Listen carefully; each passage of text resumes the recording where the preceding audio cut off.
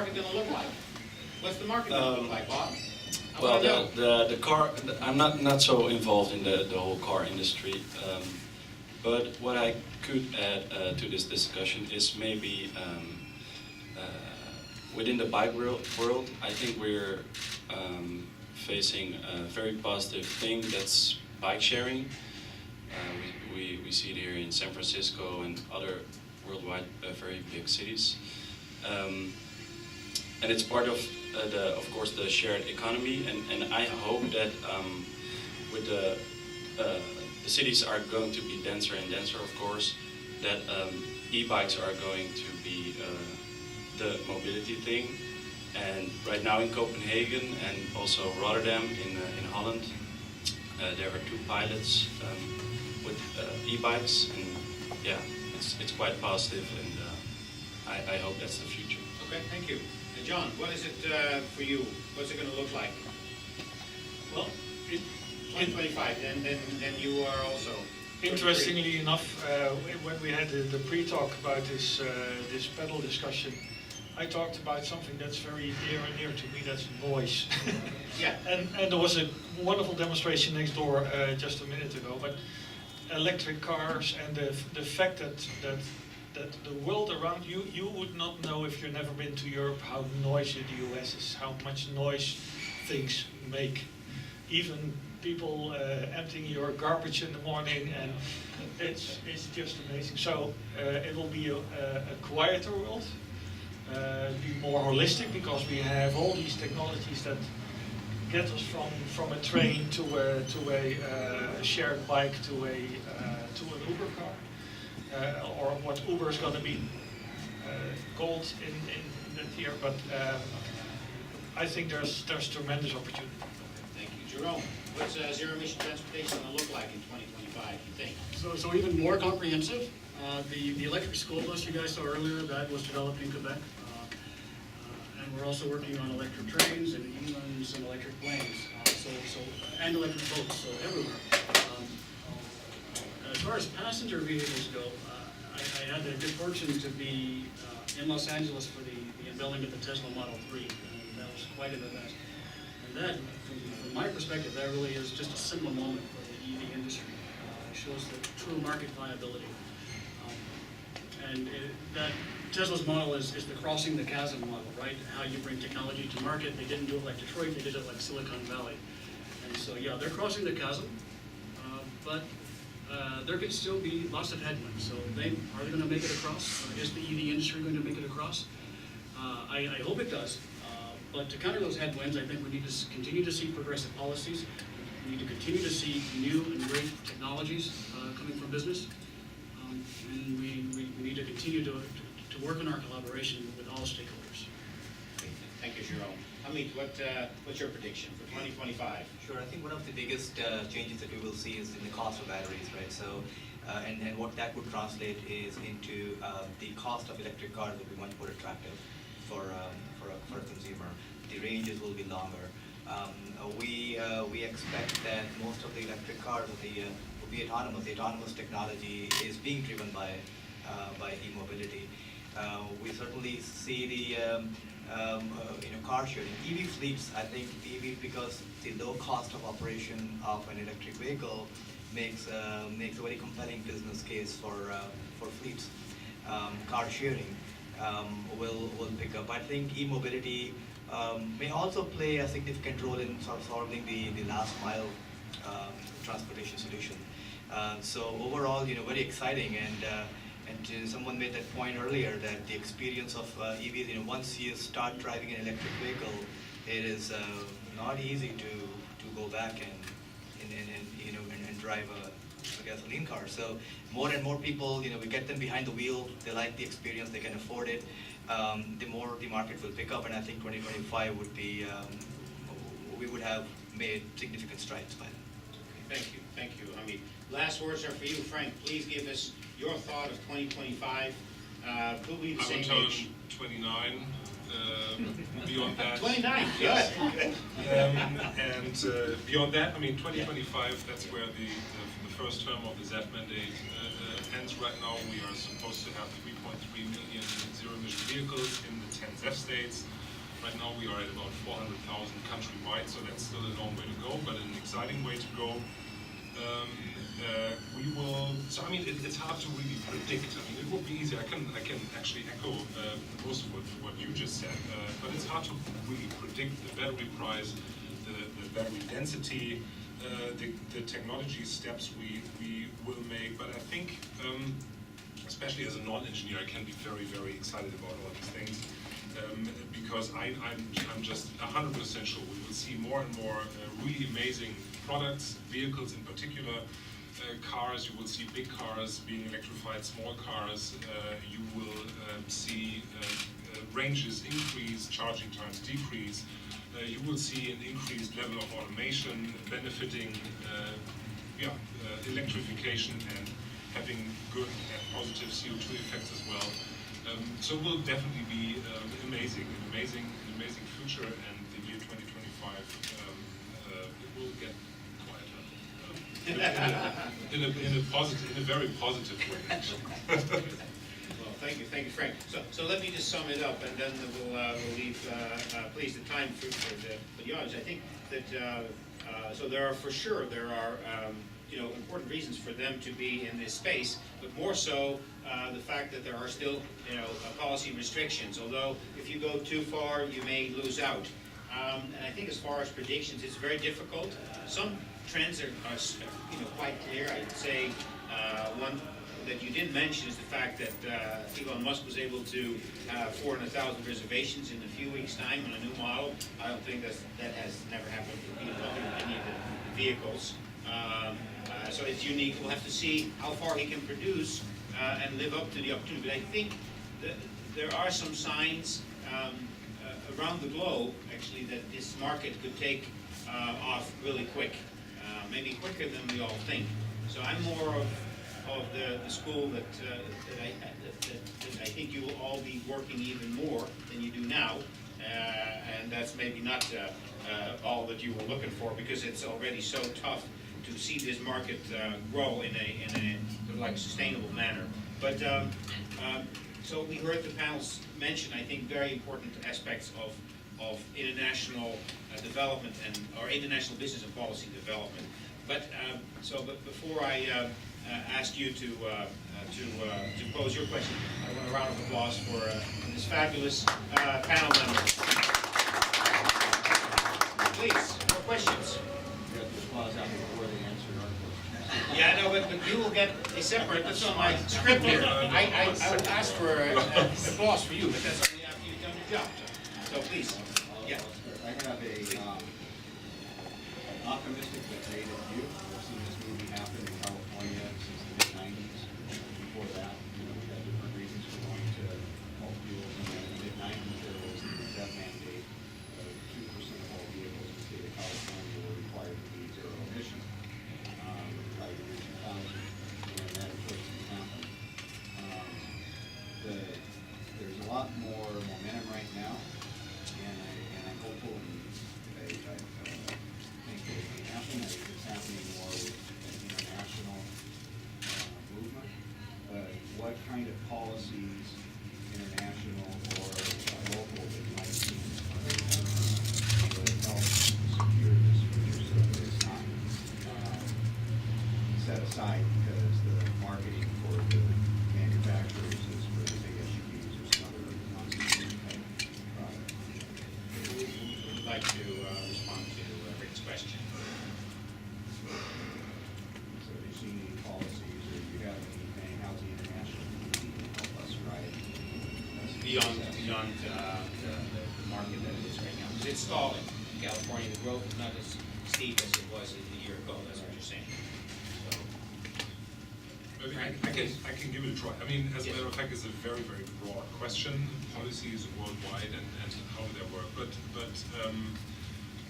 we have. I'm a fan of very ambitious goals. But goals, especially policy goals, should be still somewhat realistic. So therefore, it makes sense to look into that and to review things like that every now and then. But we are in a very terms of market adoption and market penetration of electric vehicles, we're on a very interesting phase right now, and that's the meaning. That's why it's kind of flattening a little bit. So we attracted already all the early adopters, all the tech people Yes. who wanted to be seen in an electric vehicle and who wanted to try it out, who wanted to be the first ones. Everything what early adopters like to be seen as and like to do. But now we are actually facing the next step, which will be then how do we attract the mass market consumer? And I think what we have to learn now, beside the fact that the product itself has to become more and more convenient. I mean, the perfect thing to achieve one day will be driving an electric vehicle will be as convenient as driving a gas car. I mean, that's just where we have to get to. As soon as this happens, there is no need for incentives, there is no need for nothing, because it is as convenient as driving a gas car, or even more, because it is as convenient, and beyond that, it just has advantages, the better acceleration, smoother acceleration, quieter, and so on and so forth. But how do we get there? How do we get to a mass market consumer, or to the mass market? I think it's mainly about consumer education and consumer awareness, and we have to learn that now. I mean, the developments on the technology side are happening right now anyway, and I think one can say that the industry, charging operators, battery cell manufacturers, and all of them are really committed to that and are committed to that future. But there is still a lack of knowledge out there. There is a lack of awareness, and I think it is about consumer awareness, consumer education, and how can you get more people into electric vehicles. For example, one thing I forgot to mention yet, maybe I can mention now, is electric vehicles and car sharing, for example. A car sharing ride or drive normally just takes a couple of minutes and happens in dense urban areas mostly. So therefore, it makes a lot of sense to deploy electric vehicles in car sharing fleets. But beside the fact that they bring people from A to B, or people can drive from A to B in a state-of-the-art, free-floating A to B car sharing, what it should be, is that electric vehicles do a second job while they are being deployed in a car sharing system, and that's educating customers. Customers happen to end up in an electric vehicle without making an appointment at a dealership to try out an electric vehicle, without attending test drive, ride and drive events, or anything like that. They just happen to end up in an electric vehicle, and they were maybe before that really concerned about, does it fit my needs? Is it fun to drive? Will I just strand everywhere? Get stranded in Palo Alto? That's even today hard to believe that might happen, but but people are definitely concerned about things like that. And car sharing educates them. Car sharing, EVs and car sharing, driving an electric vehicle as a car sharing vehicle is education, customer education, thousands of people every day without having a salesperson in the back. That's maybe one thing which is a great idea. Is there a market example internationally where this seems to work? Sure. I mean, there are a couple of our competitors, car sharing operators, as well as BMW, of course, under the name Drive Now in Europe, under the name Reach Now in the United States, are deploying electric vehicles in car sharing fleets. And we operate these fleets very successfully in all major cities in Europe, and are rolling out more cities now. So BMW has these car sharing programs in Europe, is very successful at it. Car2Go, which is the Daimler version, is also successful in Amsterdam. And the taxi fleets at Schiphol Airport. When you take a taxi at Schiphol, then the taxi Model S is waiting for you. So that really, puts people in this, very new experience. So maybe that will help. Those are kind of market driven, I think. I think that you need a combination of mandates, regulations, and then market, to get the market established. I think it's not quite established enough to To maintain. make that, okay. John, what is your answer to What Peter's I question? might want to add is, especially in the Netherlands, but in Europe in general, I think road infrastructure is helping you much more than it does here. So having smart road systems guiding the traffic, especially like here in San Francisco, if I take my car to work instead of the BART, which is normally do, it takes me an hour to an hour and a half to actually get out of the city and onto I-80, which is ridiculous. So the connection between the city and the freeway is just jammed up. And Amsterdam actually has done some terrific experimentation where they make that connection so the flow actually goes as supposed to be. So what I would think is that we shouldn't only look at electric cars, but the combination of electric and connected car, and connected not just to each other, but also to the infrastructure, to actually get that flow going again. Because you're not driving the car because you want to drive the car, you want to drive the car because you want to get somewhere. And that's also actually what Frank said, so that that's also a 1, 2, 3 sort of, in order to maybe get some traction in this field, if cars become smarter, because the audience seems to really like autonomous vehicles. So if you, from a policy point of view, can sort of bring them together, then maybe that's a great opportunity also here in California to drive that forward. If I can just add to that, I think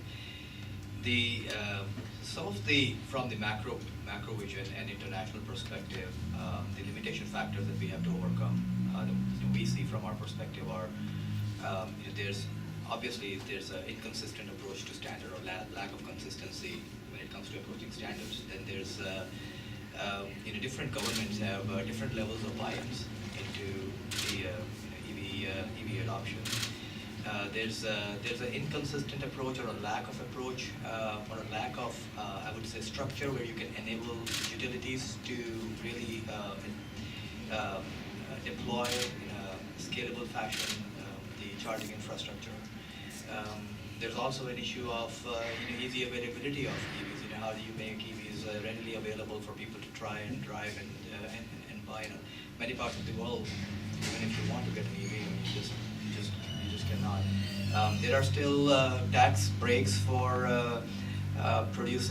extracting oil or gas production. So there's still a lot of work that needs to be done, and so we need to keep moving in that direction, and policies are going to help clear way and remove some of these limiting factors, so the commercialization can happen. Okay, thank you. Gentleman in the back, please. Your name? Am I now on the back? Yes, Wow. yes. That's a sad Yeah, your name, story. please. I'm John Lincoln, I'm with US EPA. Thank you. And so four of the 6 of you are from the EU, so I have an EU-oriented question. When the Kyoto Protocol was ratified, the EU went towards kind of a heavy diesel-oriented strategy for on-highway transportation to address GHGs from the on-road sector.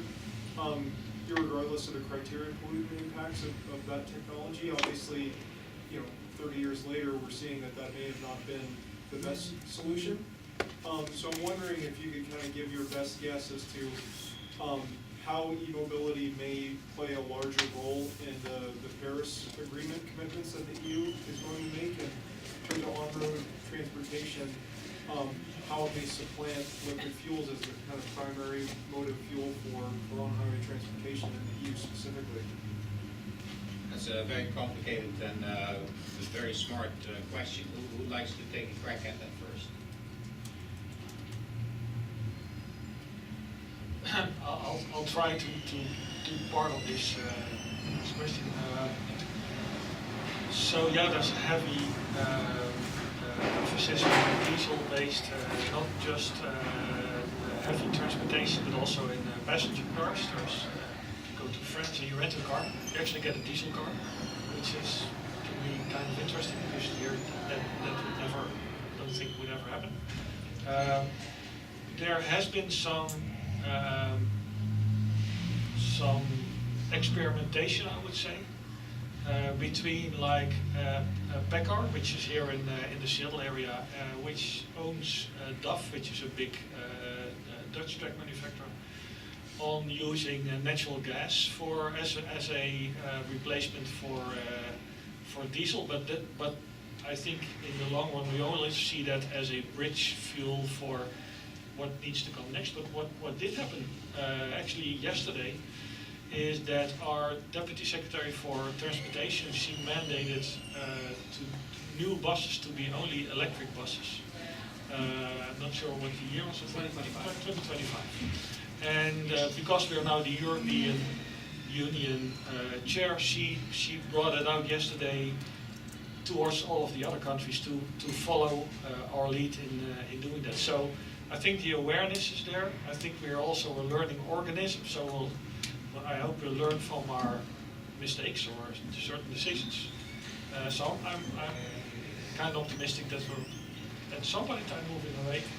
But for long haul electric, we need better batteries or a different type of getting the energy to the truck. And there was this wonderful, was it German manufacturer? I'm not sure which one it was. It could be MAN or a truck manufacturer that has this system that looks like how a trolley bus works. And they had this experimentation at Long Beach port. So I would say that would be maybe an interesting way to look at how to get that energy to trying to charge a car while it's driving and all the inefficiencies of that. There's many ways to look at this, but I think we're moving in the right direction. Okay, any panel members want to add something to it? Maybe, talking about trucks, that's, obviously one portion of the. To clarify, Peter, I was thinking more for passenger transport. Okay, I was going to point out. Because there's a lot of light-duty Yeah. diesels Yeah. in So- the EU now, and kind of thinking about the criteria pollutant Yeah. overlay and also a more aggressive climate commitment EU-wide, diesel may not necessarily be enough to get you there any longer. Yeah, so I was actually going to jump to, from trucks to passenger vehicles, the Volkswagen Gate. Since we're now all here, maybe Frank doesn't want to answer that, but I can imagine that, all diesel, diesel is very important in Europe, and actually it's fun to drive. Once in a while I go back to Europe and I rent vehicles at Schiphol Airport, and then oftentimes I get diesels, and they're really fun to drive. Indeed. Absolutely, and but because of the Volkswagen scandal, obviously something is happening in the boardrooms. Frank, is it helping you to? Your message is to get cleaner cars out there in the world. Is what's happening in Volkswagen helping you in your discussions with your management to give you, maybe more time to make this transition towards clean and zero emission transportation? How does that work? Yeah, I think no matter what kind of regulation you're looking at, if a regulation is more NOx emission or criteria pollutant based or fuel consumption based or CO2 emission based. As a matter of fact, right now, in the past and still right now, diesel is being seen significantly different in Europe than here. I think in the United States, just about 2% of the passenger cars are diesel. About 7% of the BMW, just passenger cars, by the way, are diesels in the United States. So we are significantly more, or selling more diesel cars than the average passenger car market actually looks like here in the United States. But these are still all one-digit figures. In Europe, 70 to 80% of our new cars are being sold as diesel. But no matter how you actually, or what you actually regulate and what measure the regulation is based on, as a matter of fact, in every market, electrification will play a role to comply with future regulation. And look at the federal CAFE and greenhouse gas standards right now. BMW, for example, already can just comply with the federal regulation, which is based on greenhouse gas emissions, for example, by using electrification, even though it is not necessarily meant to be based on electrification yet.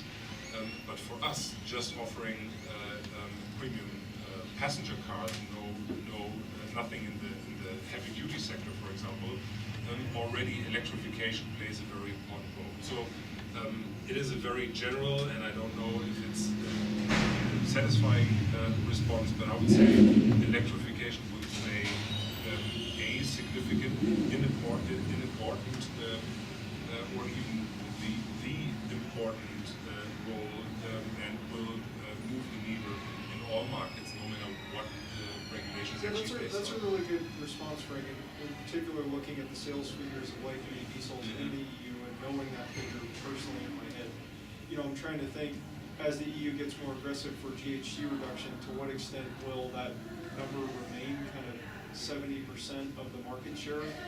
Will e-mobility start to displace a lot of that in order for the EU to meet its targets under the UNFCCC?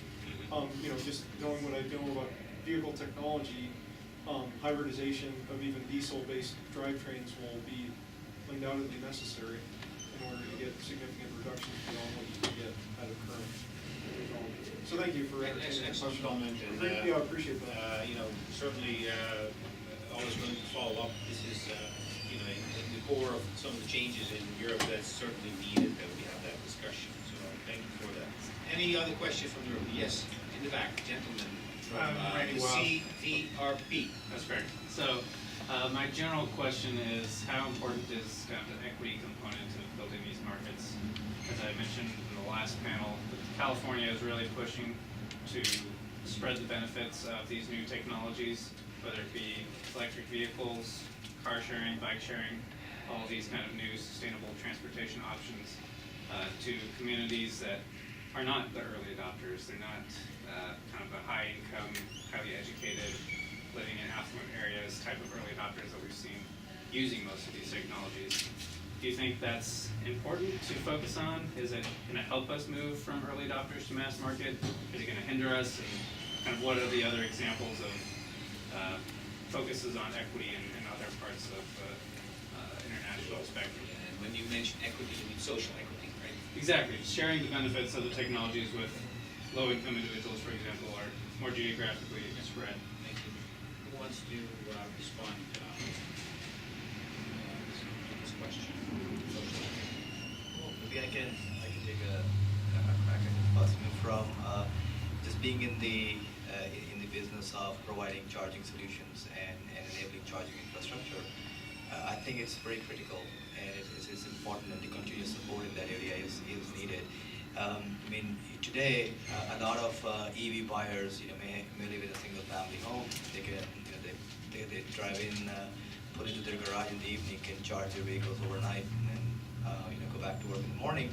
But then you've got to be able to translate that model to multi-family units, people who are living in a more dense structures where not everybody has a garage. So having access to either shared residential charging, semi-public charging, or public charging for all sections of society is going to be a key factor in for this industry to cross the chasm.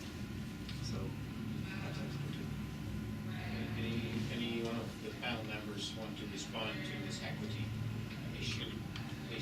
Maybe add one thing. So what we know and what we see in all states here in the country is that these cash incentive, tax incentives, whatever it is, all incentives you qualify for when you purchase a new vehicle have really a substantial meaning or are incredibly important. We saw that in Georgia, for example, Atlanta, a great EV market. After the EV incentive program sunset, it was like the BMW i3 sales, for example, went down by more than 90% after the sunset date of that incentive program. So this is still something people really rely on in a way, or which makes the purchase of an electric vehicle very attractive. But that's just for, as you said earlier, for new vehicle sales, of course. A lot of these vehicles are being leased and coming back to the dealerships now after they came back from the lease term, and these vehicles are becoming available in the used car market now, and I think that's where and I'm not really aware of really relatively substantial cash incentives for people who are interested in purchasing a relatively new but already used electric vehicle. But that's basically where electric vehicles, which are still in great shape, become available for all customer groups after one lease term or further down the road. They will still be around for a long time. Battery degradation is not that bad that these vehicles are like being useless after a couple of years. They are still great cars. As a matter of fact, technology moves on. So in the new car field, there is happening a lot, of course. Ranges are being increased and charging times are being decreased. But still, these vehicles, which are new today or were new 2 years ago, are becoming available as used cars. And this is, I think, the easiest and best way used electric vehicles to also find their way into, disadvantaged communities and everything. And but still, there are not necessarily that many incentives available for these customer groups as they are available for new customers. I mean, for customers of new vehicles. And maybe that's something one could look into in the future. Yeah, maybe in a way the Dutch system is slightly different from what we have here in California. So here you have to file for taxes, right? And then you get the federal rebate. There's a federal tax credit and a state The rebate. federal tax credit. So depending on how much you make, it makes sense or not, right? Right. If you don't have a lot of income, then it's not going to help you a whole lot. In the Netherlands, it's subtracted right off the sticker price. Right. So a Tesla is expensive. Is expensive for everyone, and the BMW i3 is a lot less expensive for everyone. So there is some social equity in the system already, because regardless of how much you make, if you can buy such a vehicle or lease it, at least it will not be part of your tax filing. So there's some slight answer to that. There is, as far as I know, no used car incentive program to sort of maybe. I think it's a very good suggestion that Frank is making. I'm not aware of it. I would be in favor. I know there's talk also here in California. Yeah. So this might be a topic that I'm a member of the International Zero Emission Vehicle Alliance, so this is a very good suggestion maybe for And next time. if I could jump in with a couple of other points. We're very sensitive to this issue in Canada. One additional issue is that in Canada, gasoline is much more expensive for the consumer, and electricity in Quebec is ridiculously cheap. So there's that price differential. So consumers will benefit immediately from that aspect. And then the other way that we're trying to support this is we are looking, as I mentioned earlier, we provide 60% of North America's aluminum, which is absolutely key, and well, similar to the composite plant that BMW has in Moses Lake. The EVs are new creatures, right? So they're going to need to be built differently. And we're going to need to get to those economies of scale so that prices can come down for consumers. So we're looking to support that in any way we can. Thank you, John. And then Frank, and then we'll wrap it up. Yeah. To kind of maybe different comments there is the financial support is given now to the people that already have some more money than others to spend, so they can buy this Tesla car. So at some point in time we had a debate in Parliament where actually the tax benefit was kept to $50,000 or euros. Everything above that, it made the Tesla car more expensive than anything compared there. But that was partially, I would say, driven by sentiment about this disparity between you're helping the rich and the poor and not being helped. The same goes if you look into in articles in the newspaper that talk about electric cars and stuff like that. It's the same here, but in Holland, if you have the newspaper on your tablet or your PC, you can write comments. And the first comment you always see with electric cars is somebody saying, "Yeah, but they're all coal powered anyway, so blah blah blah blah." So what you want is people to view electric cars positively out of their own experience, but in general. And so you need to do some other stuff that's related to that. And even so, putting more renewables online gets away from that discussion. And so there's some, I would say, emotions there that would help us make the parliament see it more positively, and then help our government actually come back, forward with more and better policies.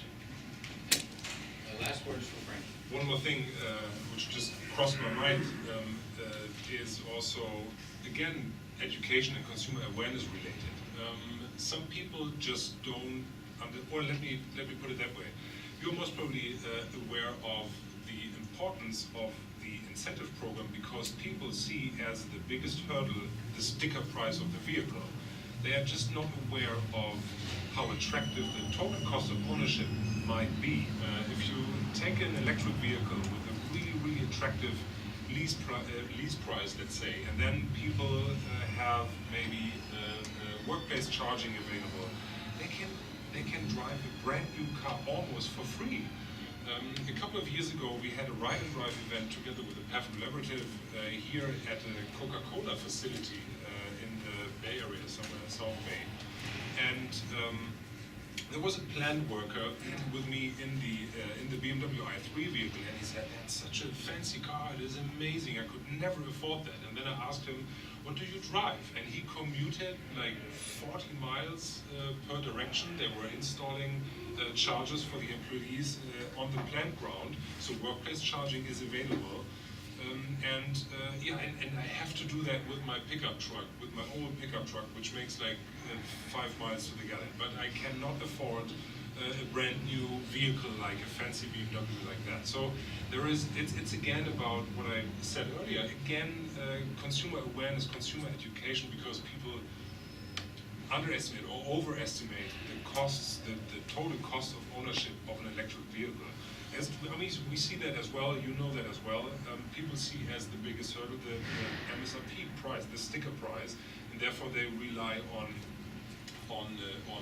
incentives, which are like linked to the place of purchase, or to purchasing the vehicle itself. And then they start to learn how cheap it can be over time to drive an electric vehicle. My commute allows that. I have free charging at my workplace, and if I consider all these things compared to what I would pay for gas, I could drive an EV also literally for free. And education is maybe also something which would grow Create more social equity.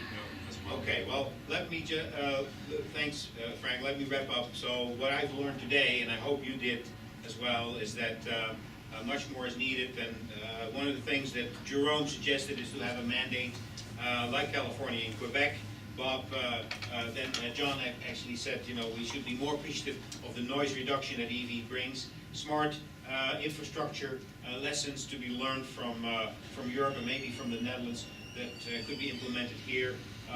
Amit said about the importance of standardization to create more open market for charging solutions, and Frank said the importance to see the future in terms of automated, connected, electrified, and shared. The role of consumer education to create real market, real mass market, and maybe to see car sharing and Uberification as like the next step forward to create more traction. But I want to leave you with the last sentence that sort of Bob said. He said the wooden bike, and maybe have wooden bike share programs. That would really be fun. I'd love to see in one of the cities that we will visit maybe in the future, Bob, his bike, and the fun that it would be to drive an electric car at the same time when you do little trips. You have this wooden bike, which is a zero-emission vehicle. I want to thank the panel one more time, but also thank you, audience, for sticking out with us. It's exactly 2:30. Thanks for all the great questions and the comments and the discussion. So a round of applause for you guys. Last word is for Rick, and then we all can go home. I want to thank you. You know, this was great information. It's a small crowd, but I think it is quality over quantity. And it's great information. I really appreciate you coming out and sharing with us today. If you haven't already gone out and checked out the ride and drive, there are some vehicles out there. There's a Zenith bus that, if you haven't seen that, that's really cool, all-electric shuttle bus that is good for a lot of fleet applications. And that's sort of the usual suspects, the Toyota Mirai and Tucson and other vehicles out there. You can Walk test in ride. Mercedes S-Class, so that. You can buy that today. No, And, be gentlemen. But thank you all for being here, and enjoy the rest of the day. Thank you.